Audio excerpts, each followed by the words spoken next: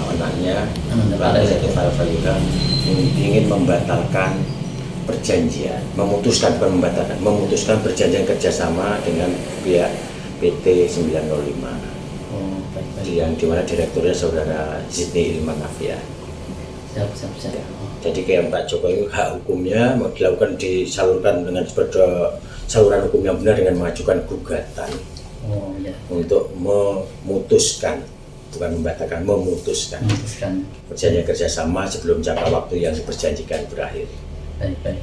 Jadi mungkin kalau orang awam kan bicara pengadilan mungkin agak gimana, padahal itu justru solusi yang baik. Iya, ini memang itu yang harus yang dihargai dalam tatanan hukum di Indonesia ya seperti itu. Jadi tidak main jalanan, jadi melalui prosedur. Ini yang ditempuh oleh Pak Joko sekeluarga ini. Ya, dengan cara yang baik justru ini biar selesainya enak gitu ya. Iya. Nah, ini juga banyak yang awam nih soal apa? Kenapa gitu? Iya. Ya, kenapa Pak Joko sampai seperti itu? Iya. Karena dari perjalanan pelaksanaan perjanjian yang mulai tahun 2002 Desember itu menurut dari Pak Joko sebagai 2022 perjanjiannya. Oh iya. Desember 2022 itu dalam perjalanan itu pihak manajemen itu pada melalaikan kewajibannya, melalaikan salah satu kewajibannya. Itu ya. Jadi melalaikan salah satu kewajibannya sehingga membuat Pak Joko sebagai orang tua dari artis Farel ini merasa ini nggak nyaman untuk diteruskan. Karena akan menimbulkan kerugian yang lebih besar tentunya. Makanya sebelum menimbulkan kerugian lebih besar, Pak Joko menggunakan hak hukumnya mengajukan gugatan pemutusan itu. Menurut Bapak Ribut Puryadi sendiri, hal itu cukup memungkinkan Pak ya. Jadi ini ya hal-hal yang tadi itu memang jadi alasan. Iya. Tentunya kan itu kan di perjanjian yang dibuat di notaris itu kan disebutkan klausul tentang syarat untuk dia bisa diajukan pembatalan. Terus secara dalam hukum pun juga dalam tatanan norma hukum di Indonesia yang berlaku itu juga bisa dianukan jika dalam perjanjian salah satu pihak yang merasa dirugikan, itu bisa dia untuk memutuskan perjanjian. Seperti itu ya. Oke Pak, semuanya itu nanti kita tahu nanti kan di persidangan. Nanti kita buktikan semua di persidangan. Nanti kita serahkan semua kita putusan hakim nanti.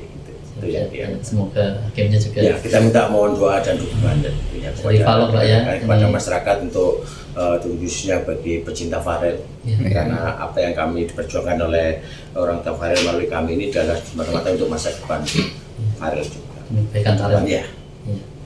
Terus ngomong sidang berarti kan banyak yang awam juga alurnya itu kan kapan hari kok berangkat lagi ke sana, berangkat lagi itu sebenarnya sidang apa sih maksudnya? Katanya ada mediasi segala macam. Kalau sebelumnya itu kan sidang mediasi itu dalam perkara perdata itu suatu wajib, sifatnya wajib harus ditempuh. Jadi sebelum diadakan pemeriksaan pokok perkara itu diwajibkan pihak-pihak itu dilakukan mediasi oleh mediator. Tapi mediasi yang dilakukan oleh mediator terhadap pihak penggugat dengan tergugat, waktu itu prinsipal juga hadir langsung Pak Joko dengan Pak Sidney waktu itu juga hadir. Hanya kesimpulan terakhir mediasi yang kedua gagal, mediasi gagal, tidak ada kesepakatan. Sampai 2 kali mediasi. Jadi akhirnya dari mediator menyerahkan karena ada gagal, membuat laporan gagal mediasi diserahkan kepada majelis hakim yang memeriksa perkara ini untuk dilanjutkan ke persidangan pemeriksaan pokok perkara. Yang dimana dilakukan tadi itu. Itu mulai sidang pembacaan gugatan sebenarnya tadi. Tapi sudah mulai persidangan mulai tadi. Baik. Ya, tahap mediasi sudah selesai, tinggal pemeriksaan pokok perkara. Tadi agendanya adalah pembacaan gugatan. Nah, persidangan ini karena kita melalui mekanisme sistem ECOT, nanti agenda jawab-menjawab juga itu melalui elektronik juga mulai jadi tidak langsung datang fisik ke pengadilan, kecuali pada waktu pembuktian nanti baru diketemukan semua. Baru kita persidangan secara manual di persidangan antara pihak penggugat dan tergugat. Jadi tadi itu pihak tergugat melalui ini elektronik? Enggak. Langsung hadir.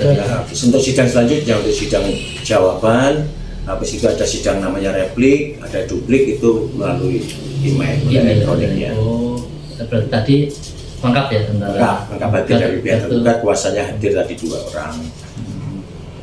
Jadi dari pihak tergugat sendiri gimana sejauh ini seperti memiliki bantahan atau gimana? Belum nanti pada waktu di jawabannya kan kita tahu. Di sidang berikutnya Pak ya. Oh iya. Jadi Karena tadi dari pihak sini ya. Iya.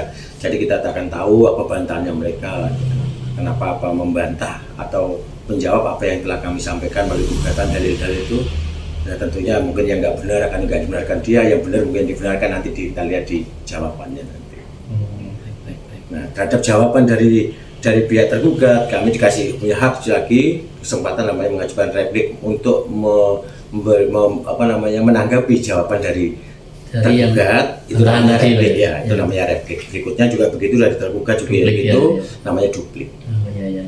Tahu sedikit aja. Makanya dengan ini kan termasuk pencerahan hukum Pak ya, dengan jadi itu aja. Jadi kita memang kami itu waktu itu berharap soal ini bisa selesai dengan musyawarah atau pada waktu mediasi, tapi rupanya tidak ada kesepakatan. Karena kami tetap bersikukuh untuk ingin memutuskan perjanjian itu, sementara dari pihak tergugat ingin bersikukuh ingin melanjutkan perjanjian. Jadi ya nggak ada titik temuannya. Oh gitu.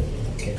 Mungkin dari teman-teman yang lain ada pertanyaan? Sudah cukup ya. Yang terakhir mungkin untuk menutup harapannya aja Pak dari mungkin Bapak dan juga Pak Joko mungkin. Ya, kalau harapan kami dari tim penasihat hukum ini tentunya apa yang kami sampaikan melalui gugatan itu kan semata-mata yuk dihargai. Memang itu adalah keinginan murni, sebenarnya keinginan dari saudara Devarel. Ya. Karena baru juga yang merasakan semua itu kan Devarel sebagai artisnya. Dan kami ini kan kepingin menghendaki kalau bisa pihak-pihak yang terkait sebagai tergugat itu ya sukarela sebenarnya. Bukakan pintu hatinya. Sukarela untuk menyetujui. Itu harapan kami seperti itu.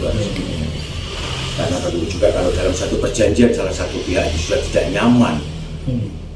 Perjanjian yang diharapkan itu kan namanya perjanjian itu kan bisa dilaksanakan secara sukarela.